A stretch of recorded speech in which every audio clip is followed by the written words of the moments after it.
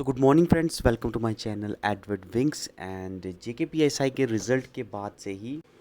काफ़ी सारे इश्यूज़ जो हैं वो रेज़ किए गए बच्चों के द्वारा, एस्पायरेंट्स के द्वारा, कि कहीं न कहीं ये रिक्रूटमेंट जो है वो फेयर नहीं हुई है, ट्रांसपेरेंट वे में नहीं हुई है और इस रिक्रूटमेंट में कहीं न कोई लूप होल रह गया है, जिसकी वजह से काफ़ी जो है इश्यूज़ जो हैं सामने आए हैं कि कुछ बच्चे जो हैं वहाँ मार्क्स नहीं ले सके एक एग्ज़ाम में, दूसरे एग्ज़ाम में कैसे ले गए। एंड बाकी जो मेजर चंक जो है दिखाई देता है वो है कि काफ़ी सारी फैमिलीज़ हैं जिनके सारे ही बच्चे सिलेक्ट हो चुके हैं। तो इन सारी चीज़ों को देखते हुए ये डिमांड की गई थी कि इस रिक्रूटमेंट की प्रॉपर इन्वेस्टिगेशन होनी चाहिए। एंड एलजी सर ने कल जब पासिंग आउट परेड चल रही थी हमारे केपीएस बैच 2019 की, तो वहाँ पर ये अनाउंस किया है कि एक कमेटी जो है वो बिल्कुल बनाई जाएगी जो कि इस रिक्रूटमेंट की फेयरनेस को जो है वो प्रॉपरली इन्वेस्टिगेट करेगी और जो भी तथ्य उसके बाद सामने आएंगे उसके बेसिस पर जो है वो आगे फैसला लिया जाएगा। ठीक है, तो बहुत अच्छी चीज़ है। बच्चों के मन में कोई भी डाउट हो, एस्पायरेंट्स के मन में,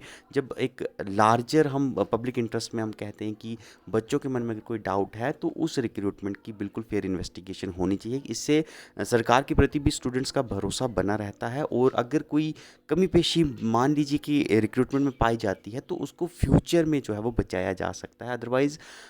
ऐसी रिक्रूटमेंट्स जो हैं, अगर कोई भी फॉल्ट बीच में नज़र आएगा तो फिर अगर उसकी इन्वेस्टिगेशन नहीं होगी तो फ्यूचर की जो होने वाली रिक्रूटमेंट्स हैं उन पर भी जो है वो नेगेटिव असर पड़ता है। एंड उसकी वजह से बच्चे जो हैं वो एक तो सरकार पर भरोसा खो देते हैं, रिक्रूटमेंट एजेंसीज पर भरोसा खो देते हैं, और दूसरा क्या है कि रिक्रूटमेंट्स में फिर फेयर एंड ट्रांसपेरेंट वे में जो है मेहनत करने वाले और हार्ड वर्किंग स्टूडेंट्स जो हैं वो आगे नहीं आ पाते। तो बहुत अच्छी चीज़ है, इन्वेस्टिगेशन प्रॉपरली करवाएगी और बहुत क्विक मैनर में एलजी सर ने रिस्पॉन्ड किया, ये बहुत अच्छी चीज़ है।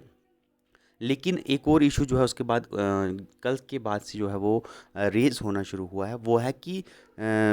मान लीजिए कि कल को जो भी रिपोर्ट आती है, अभी तो कमेटी जो है बैठी है, अभी इंक्वायरी स्टार्ट होनी है। एंड आई थिंक काफ़ी सारे महीने इसमें लग जाएंगे जबकि पूरी प्रॉपर इन्वेस्टिगेशन करने में। मान लीजिए कि स्कैम जो है वो कोई किसी भी तरह का कोई स्कैम जो है वो निकल आता है, लेकिन ये भी हो सकता है कि मान लीजिए 1200 अगर पोस्ट हैं जेकेपीएसआई की, उसमें कुछ बंदे जो हैं वो पेपर लीकेज में इन्वॉल्व थे भी और कुछ बच्चे जो ऐसे थे जो कि गड़बड़ से एंटर हुए हैं। लेकिन लार्जर चंक जो है वो ऐसा भी होगा जो कि हार्ड वर्किंग है, जिसने अपनी मेहनत पर जो है वो नंबर लिए होंगे। तो उन स्टूडेंट्स की कल से जो हैं वो काफ़ी सारे मुझे मैसेजेस आ रहे हैं, काफ़ी सारे कमेंट्स जो हैं वो किए जा रहे हैं कि जो हार्ड वर्किंग स्टूडेंट हैं जिन्होंने मेहनत कर कर नंबर ली है, ज़रूरी नहीं है सारे ही बच्चे जो हैं वो जिन्होंने अच्छे नंबर लिए हैं, ज़रूरी नहीं है सारे बच्चे ही जो हैं वो स्कैम में या किसी भी तरह की गड़बड़ में इन्वॉल्व होंगे। अगर कोई ऐसी फाइंडिंग्स आती हैं तो उन हार्ड वर्किंग स्टूडेंट्स का क्या जो है मतलब उनका क्या जो है दोष होगा कि उन्होंने अगर हार्ड वर्क करके इतने अच्छे नंबर लिए हैं, यानी वो मेरिट में अगर आ रहे थे, तो उनका क्या जो है वो दोष था कि उनको भी जो है बाहर निकाल दिया जाएगा अगर कोई स्कैम जो है रेस होता है और रिक्रूटमेंट जो है उसको क्वैश किया जाता है। तो ये सवाल काफ़ी बच्चों का आ रहा था। अगर आप यहाँ पर देख सकते हैं काफ़ी सारे कमेंट्स जो हैं बच्चों के आए हैं। तो यहाँ पर आप देख सकते हैं काफ़ी सारे बच्चों ने जो है कमेंट करके पूछा है कि जो बच्चे मेहनत से जो हैं वो क्वालिफाई किए हैं उनकी क्या गलती है अगर कल को जो है रिक्रूटमेंट क्रैश हो जाती है। मैसेजेस भी काफ़ी आए हैं, लगातार जो है बच्चे यही सवाल पूछ रहे हैं। तो मैंने सोचा क्यों ना इस चीज़ को जो है वो डिस्कस किया जाए एक वीडियो के थ्रू। तो ये बच्चे भी कहीं न कहीं अपनी जगह पर इनके भी रीज़न्स जो हैं वो जेन्युइन हैं, क्योंकि आप हर बार जो है अच्छा परफ़ॉर्म नहीं कर सकते, आप चाहे जितने भी हार्ड वर्किंग हो। हमने यूपीएससी में भी काफ़ी बच्चों को देखा है जो कि एक टाइम इंटरव्यू ड्रॉपर रहते हैं, पर्सनैलिटी टेस्ट तक भी पहुंच जाते हैं और अगले साल उनसे प्री भी नहीं क्वालिफ़ाई हो पाता, क्योंकि वक़्त अलग रहता है, सिचुएशन अलग रहती है, तो हर बार एक जैसा नहीं हो पाता। तो ये बच्चे भी अपनी जगह कहीं न कहीं सही हैं कि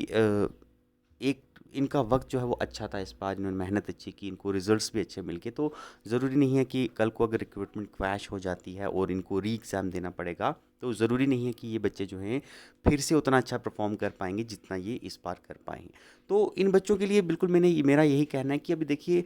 इंक्वायरी जो है अभी इनिशिएट हुई है, इंक्वायरी जो है अभी उसकी रिपोर्ट्स आनी बाकी हैं, और इस रिक्रूटमेंट को आप इस रिक्रूटमेंट का क्या फ्यूचर रहने वाला है, इसको एज्यूम जो है अभी से अगर आप करना कर शुरू कर देंगे तो वो आपके लिए सिर्फ चिंता का कारण बनेगी, आपके लिए टेंशन सी देंगी। आप इंतज़ार कीजिए, देखिए गवर्नमेंट पर भरोसा रखिए। गवर्नमेंट ने इतनी जल्दी अगर अगर इंक्वायरी इनिशिएट की है तो अच्छे से इंक्वायरी होगी, और इंक्वायरी की क्या रिपोर्ट आती है उस रिपोर्ट्स की फाइंडिंग जो हैं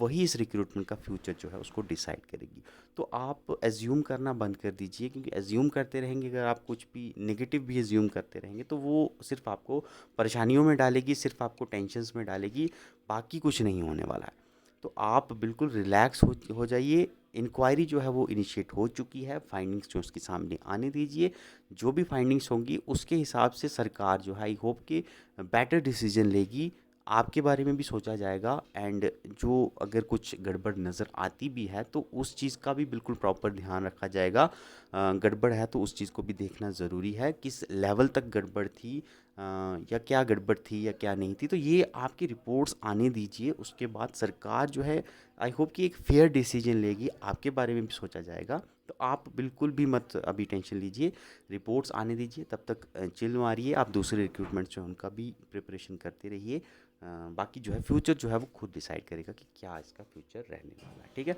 चिंता छोड़ दीजिए, रिलैक्स रहिए, वक्त दीजिए खुद को, और आने वाले वक्त में आपको सब क्लियर हो जाएगा, ठीक है। Thank you, have a nice day.